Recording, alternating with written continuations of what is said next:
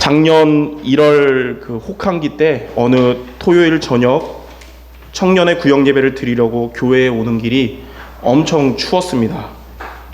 그때 저는 강추위가 문제라고 생각했습니다. 그러나 교회에 와서 유아실에 들어서서 이미 난방이 된 따뜻한 그 유아실 바닥에 앉는 순간 그때 강추위는 더 이상 저에게 문제가 되지 않았습니다. 또 8월 달에 아주 더웠던 어느 주일 오전에 주일 예배를 드리려고 교회에 오는 길이 엄청 더웠습니다. 저는 그때 무더위가 또 문제라고 생각했어요. 그러나 교회의 본당에 들어서는 순간에 이미 냉방으로 에어컨이 돌아가는 이 자리에 앉는 순간 그때의 무더위는 더 이상 저에게는 문제가 되지 않았습니다. 이처럼 저와 여러분들 삶에 때로는 큰 어려움이 온다 해도 그런 우리에게 하나님이 역사하시면 문제가 되지 않습니다. 그래서 어려움이 오느냐 안 오느냐보다 더 중요한 것은 하나님이 우리에게 역사하느냐, 이게 훨씬 중요한 것입니다. 그렇다면 하나님이 우리들의 영혼과 마음, 생각과 육신에 하나님께서 역사하시는 비밀은 무엇일까요? 그리고 하나님이 우리 교회와 또 여러분 현장마다 하나님이 역사하시는 비밀은 무엇입니까? 그게 바로 성령 충만입니다. 그러므로 오늘 저와 여러분은 예배를 통해 하나님이 우리 자신과 교회와 현장에 역사하시도록 성령 충만을 기도 제목으로 붙잡는 예배가 되시기를 바랍니다. 자, 그렇다면 첫 번째, 성령 충만은 무엇이냐면 하나님이 역사하시는 비밀입니다. 하나님이 역사하시면 되거든요. 그 비밀이 뭐냐면 성령 충만 얻는 겁니다. 오늘 우리가 읽은 사도행전 19장에 보면 바울이 에베소에서 어떤 제자들을 만났습니다. 첫 번째로 이 에베소의 제자들은 요한의 세례만 알고 있었습니다. 사도행전 19장 2절 3절에 보면 바울이 이르되 그들에게 말했습니다. 너희가 믿을 때 성령을 받았느냐? 이렇게 말했거든요. 그러니까 그들이 이렇게 말합니다. 아닙니다. 우리는 성령이 계심을 듣지도 못했습니다. 바울이 이르되 그러면 너희가 무슨 세례를 받았느냐? 대답하되 요한의 세례입니다. 그랬어요. 요한의 세례만 안다는 것은 무슨 말이냐면 구약의 말씀만 알고 있다는 것입니다. 그 말은 예수님이 그리스도 되심을 알지 못한다는 것입니다. 우리가 신앙생활을 오래 한다 해도 그리스도를 붙잡지 못한 신앙은 하나님이 역사하지 않습니다. 근데 두 번째로 바울은 그들에게 성령의 세례를 전했습니다. 성령의 세례가 뭐냐면 그 구약의 주인공 그리스도를 믿음으로 일어난 성령의 충만함을 의미합니다.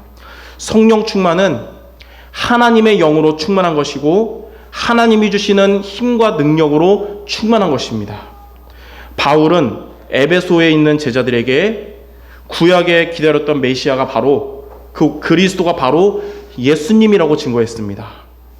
창세기 3장 15절에 여자의 후손이 오셔서 뱀의 머리를 상하게 하신다고 하셨는데 그 여자의 후손이 바로 예수님이다.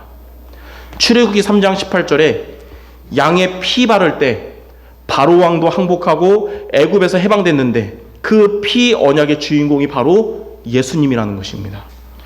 이사야 7장 14절에 처녀가 잉타하여 아들을 낳으리니 그 이름을 임마누엘이라고 했는데 그 이름을 번역한즉 임마누엘이 뭐냐면 하나님이 우리와 함께 계시다 함이라 하셨는데 그 임마누엘의 주인공이 바로 예수님이라는 것입니다.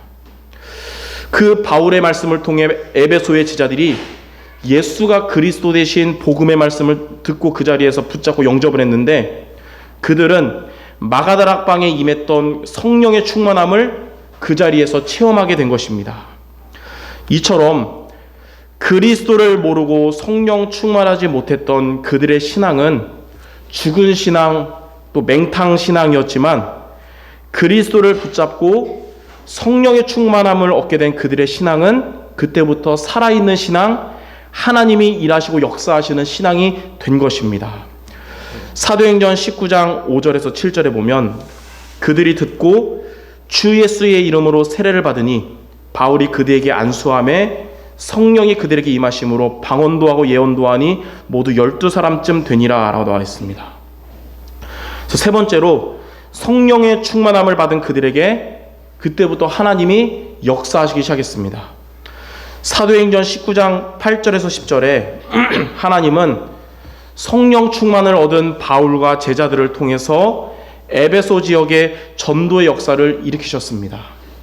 또 사도행전 19장 11절부터 19절, 오늘 읽지 않았지만 이후에 성경을 보면 하나님은 성령 충만받은 바울을 통해서 그 지역에서 치유의 역사를 일으키셨고 귀신을 섬기던 에베소의 우상을 불태우는도록 역사하셨습니다. 그리고 사도행전 19장 20절에는 하나님은 성령 충만을 받은 바울을 통하여 말씀이 힘있게 역사하도록 하신 것입니다. 자, 이처럼 하나님이 우리의 영혼과 마음, 생각과 육신에 역사하는 비밀과 또 하나님이 우리의 교회와 여러분 현장마다 역사하는 비밀은 바로 성령 충만인 것입니다. 그러므로 오늘 우리는 여러 가지 기도 제목 복잡하게 붙잡을 게 아니라 하나님이 주시는 한 가지 기도 제목을 확실하게 붙잡아야 됩니다.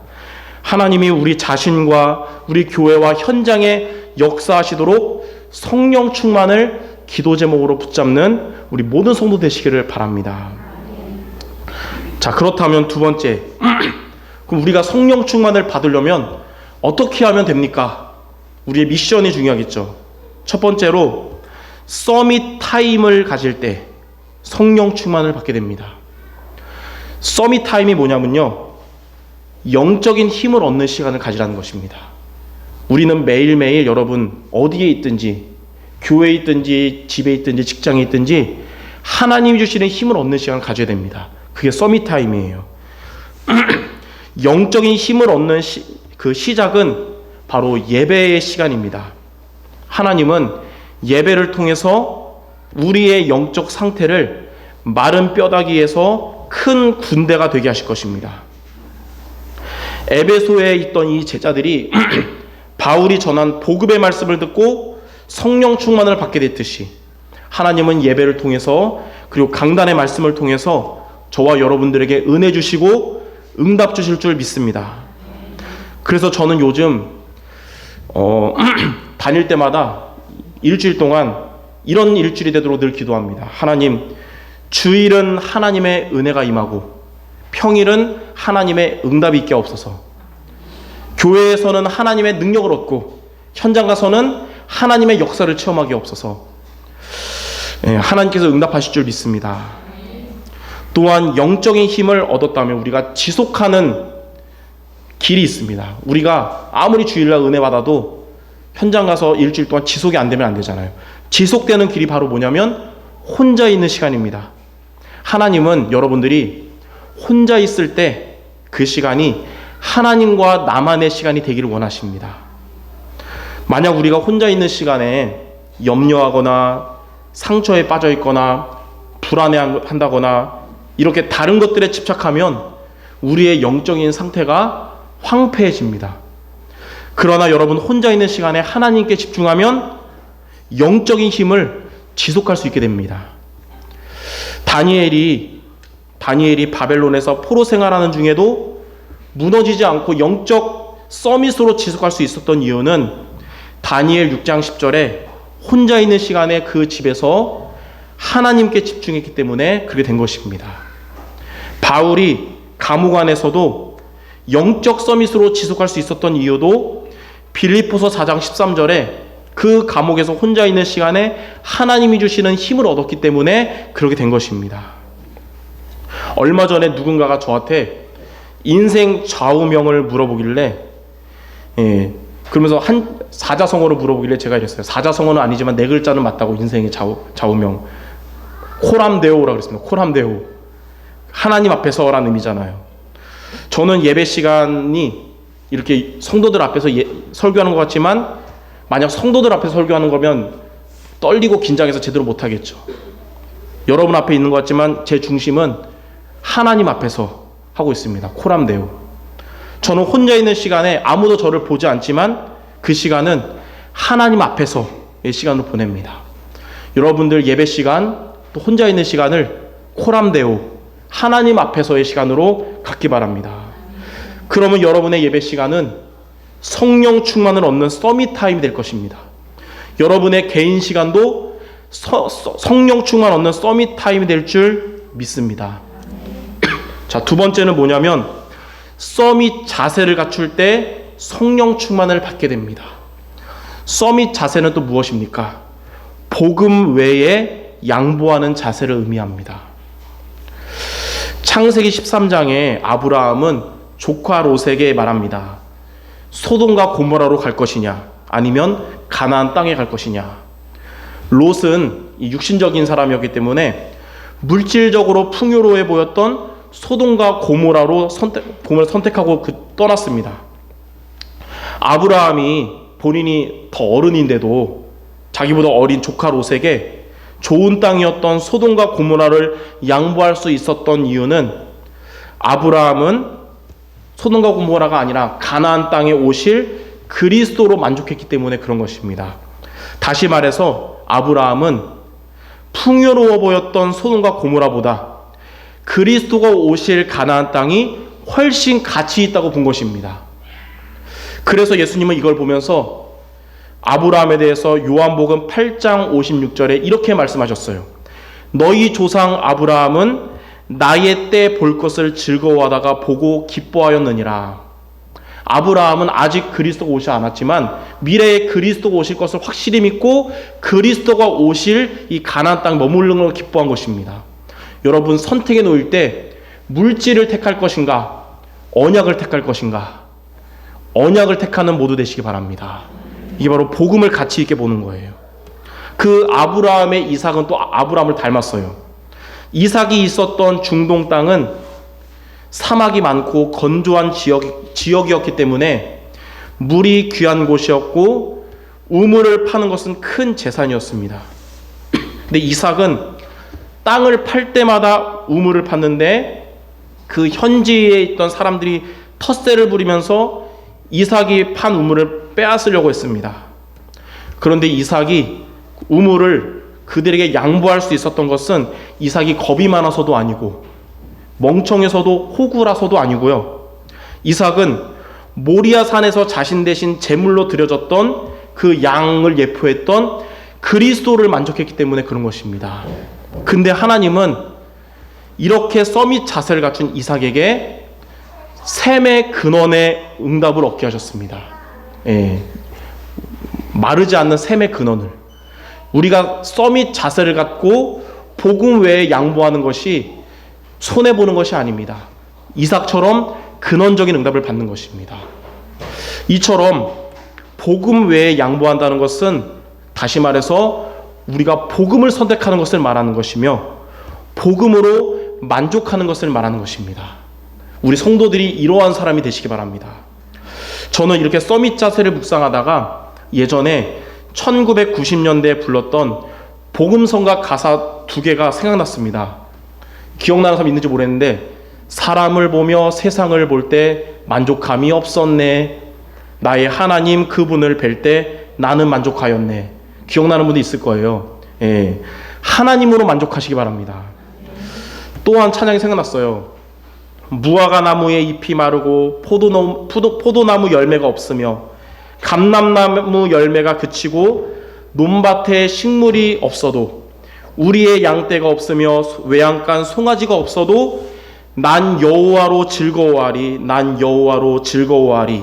난 구원의 하나님으로 인해 기뻐하리라. 저와 여러분의 고백이 되시기를 바랍니다. 다윗도 이 복음으로 정말 만족해서 시편 23편 1절에 여호와는 나의 목자시니 내게 부족함이 없으리로다 라고 고백을 한 것입니다. 예수님은 복음의 생명을 걸 만큼 이 복음의 가치가 얼마나 큰지 마태복음 13장 45절 46절에 진주 비유를 통해서 우리에게 말씀하셨습니다.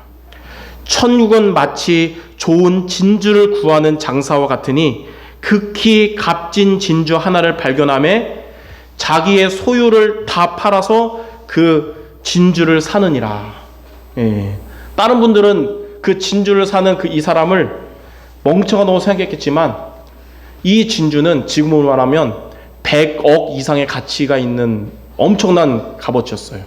이거를 얻기 위해서 자기의 전 재산 1억을 드리고 받은 겁니다. 그러면 멍청한 게 아니잖아요. 예. 가치를 아는 사람은 이 가치의 혜택을 받게 되는 겁니다. 여러분이 가지고 있는 복음의 가치는 그 무엇보다도 가장 소중한 것입니다. 그렇기 때문에 복음의 가치를 알고 복음으로 만족할 수 있는, 그래서 복음 외에는 양보할 수 있는 서밋 자세를 갖추기 바랍니다. 세상에서 불쌍한 사람은 뭐냐면 이 복음을 모르고 믿지 않는 불신자들이 사실 불쌍한 사람인데요. 그들보다 더 불쌍한 사람이 있습니다.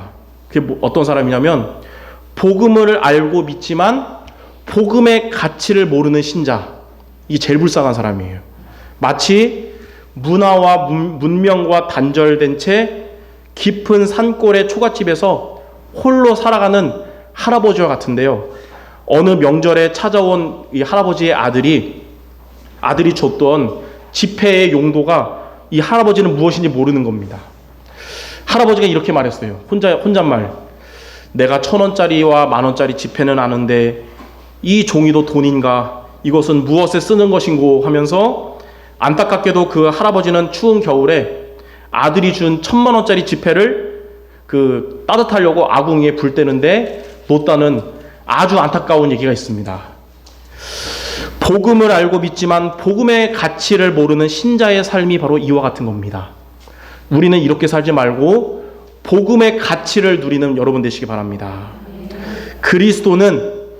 그리스도께서 십자가에서 우리의 모든 죄와 문제를 완전히 끝내시고 우리를 구원하셨습니다. 우리는 그분을 믿음으로 사망에서 생명으로 옮겨진 자입니다. 이제 여러분의 이름은 운명과 사주팔자 속에 없어요. 여러분의 이름은 하늘나라 생명책에 기록되어 있는 것입니다. 그리고 그리스도는 성령으로 세상 끝날까지 우리와 함께 하실 것이며 그 성령은 우리를 인도하시고 지켜주실 것입니다. 환난과 핍박 그 어떤 것도 우리를 그리스도 예수 안에 있는 하나님의 사랑에서 끊을 수 없습니다. 이것이 바로 우리의 생명보다 귀한 복음의 가치인 것입니다. 그러므로 복음으로 만족한 우리 모두가 되시기를 바랍니다. 자, 세 번째는 뭐냐면 서밋 그릇을 갖출 때 성령 충만을 받게 됩니다.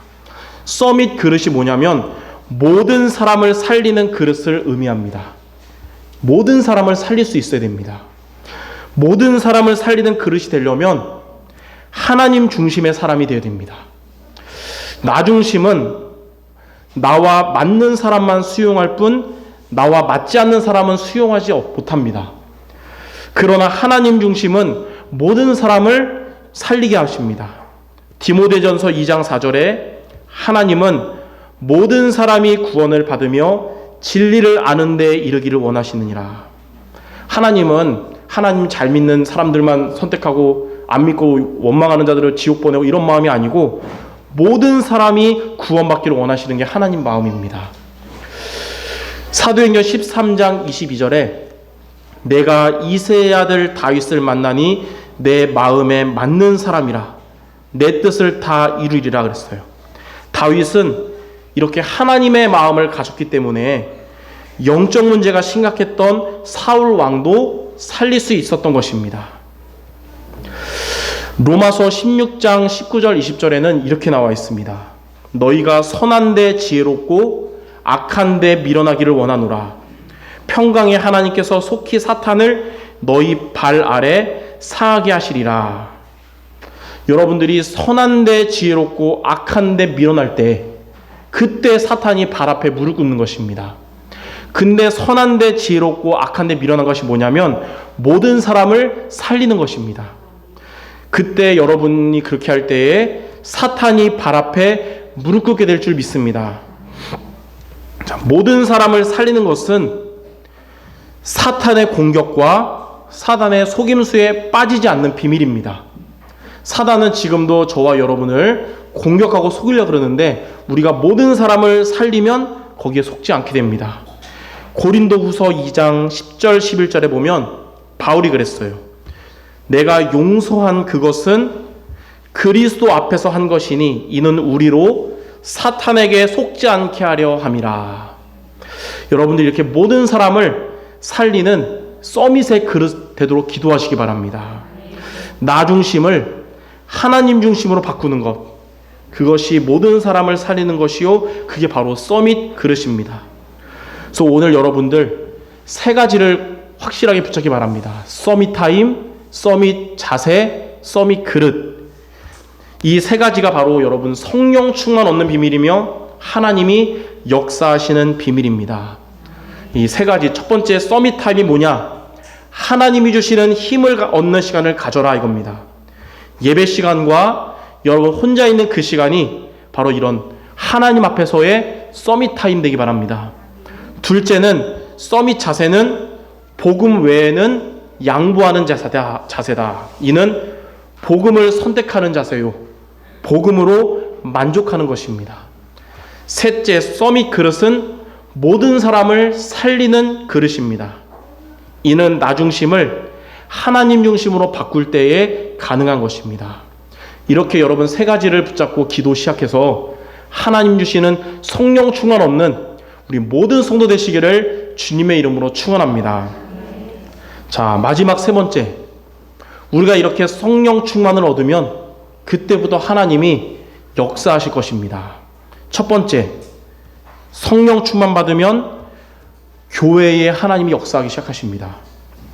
사도행전 2장 1절부터 4절에 성령 충만을 받은 초대교회에 막혔던 문들이 열리기 시작했고, 흩어졌던 제자들이 돌아오기 시작했고, 말씀이 살아 역사하여 성취되기 시작했습니다.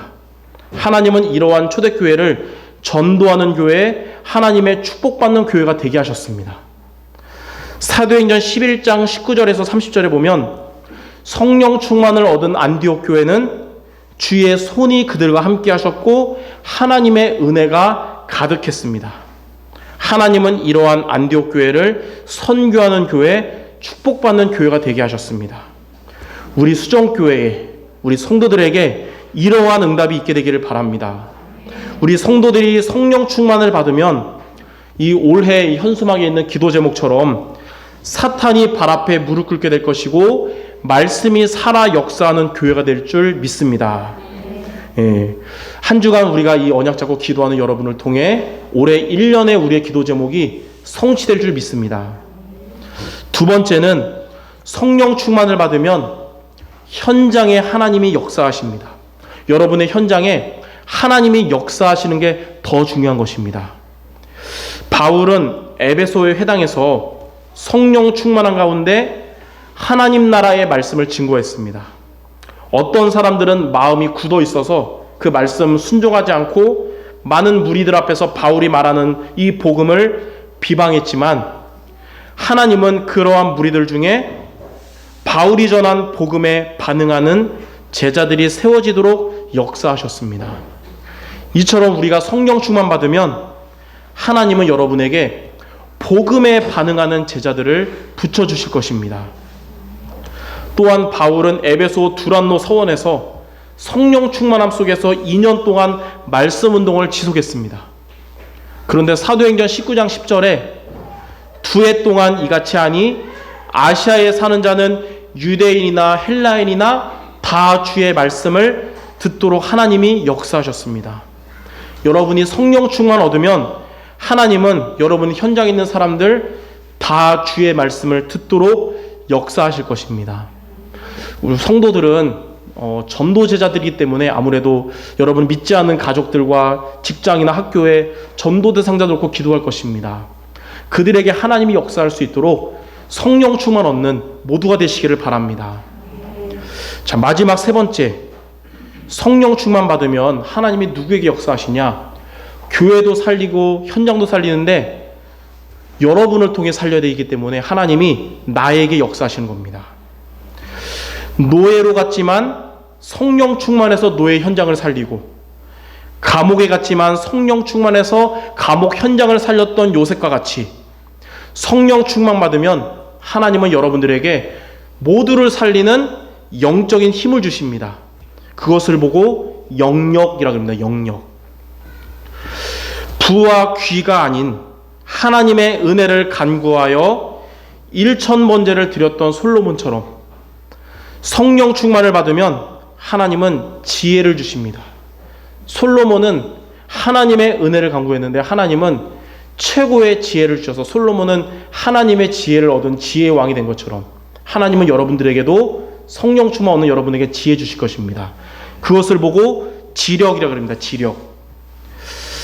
나이가 85세였는데도 강건하게 20대가 하지 못했던 그 안악산지를 정복했던 갈렙처럼 여러분 성령 충만 얻으면 하나님은 건강의 힘을 주실 줄 믿습니다. 그것을 보고 체력이라고 합니다. 예. 제가 그 월요일마다 와이프와 함께 병원에 계신 이만근 지사님께 방문해서 기도하고 오는데 이만근 지사님께 그렇게 말합니다. 이게 이제 듣다가 피곤해서 주무셨다 듣다 하시는데 80대시지만 성령 충만 얻도록 기도하세요. 저도 생각날 때마다 기도하겠습니다 그랬거든요. 그리고 기도해 주고 오거든요. 여러분들이 성령 충만 얻는 우리 성도 되기 바랍니다. 그래서 성령 충만 속에서 영육 간의 강건한 모두가 되시길 바랍니다. 그게 바로 체력입니다. 체력. 전도자 바울의 동역자였던 브리스길라와 아굴라의 산업이 최고의 응답을 받았듯이 여러분들이 성령 충만을 받으면 하나님은 여러분에게 교회와 현장 살릴 만큼의 경제의 힘을 주십니다. 그게 바로 경제력이라고 하는 것입니다. 또 성령의 역사를 갑절이나 받은 엘리사가 그 어두운 시대에도 바알에게 무릎을 꿇지 않은 7,000명의 제자를 찾아서 도단성에서 전도운동했듯이 여러분들이 성령 충만 얻으면 하나님은 여러분들에게 만남의 축복을 주실 것입니다. 그게 바로 인력입니다. 인력. 자, 이처럼 영력, 지력, 체력, 경제력, 인력, 이것을 보고 5가지 힘인 오력이라고 그런 것입니다. 우리 교회가 초대교회와 안디옥 교회처럼 전도하는 교회와 선교하는 교회가 되도록 하나님이 누구를 축복하실 것이냐? 바로 여러분들에게 오력의 응답을 주시고 여러분들을 하나님이 사용하실 줄 믿습니다. 또한 여러분의 현장마다 제자가 세워지고 다 주의 말씀을 듣도록 하나님이 누구에게 응답을 주시냐? 바로 여러분들에게 오력의 응답을 주시고 하나님이 여러분을 귀하게 사용하실 줄 믿습니다. 이처럼 성령 충만과 오력의 응답을 받아서 교회와 현장에 역사하시는 하나님의 일에 쓰임받는 우리 모든 성도 되시기를 주님의 이름으로 축원합니다. 결론입니다. 똑같은 신자라도 세 종류의 신자가 있어요. 하수 신자, 중수 신자, 고수 신자가 있습니다. 하수 신자가 뭐냐면 응답 없는 신자입니다. 교회는 잘 다니고 예배는 드리는데 응답 못 받는 신자 있죠. 이게 하수 신자예요. 중수 신자는 뭐냐? 응답 받는 신자입니다. 응답 받는 신자. 하나님은 응답 받아요. 그러면 고수 신자는 뭐냐면 응답 받아서 하나님께 쓰임 받는 신자입니다. 렘넌트 7명과 로마서 16장의 인물들은 이런 중수 신자를 넘어서 고수 신자들이었습니다. 우리 수정교회 성도들도 응답받는 중수신자를 넘어서 하나님께 쓰임받는 고수신자 되시기를 바랍니다. 그 비밀이 바로 성령 충만입니다. 이번 한 주간 동안 여러분들 서밋 타임, 그리고 서밋 자세, 서밋 그릇을 통하여 성령 충만한 모든 성도들 모두가 되시기를 주님의 이름으로 축원합니다. 하나님이 반드시 응답하실 거라고 믿습니다. 우리 옆 사람에게 우리 성취될 축복의 말을 마칩시다. 성령 충만한 성도들 됩시다. 네, 아멘. 하나님이 여러분 자신과 교회와 현장에 일하실 줄 믿습니다. 기도하고 마치겠습니다. 하나님 감사합니다. 우리에게 복음을 주시고 이 복음을 붙잡는 우리에게 성령 충만을 약속하신 주님께 감사드립니다. 이번 한 주간 주신 말씀 붙잡고 예배 시간을 통하여 받은 말씀을 이제는 현장에 가서도 붙잡고 기도하면서 성령 충만 얻는 우리 모두 되게 하여 주옵소서.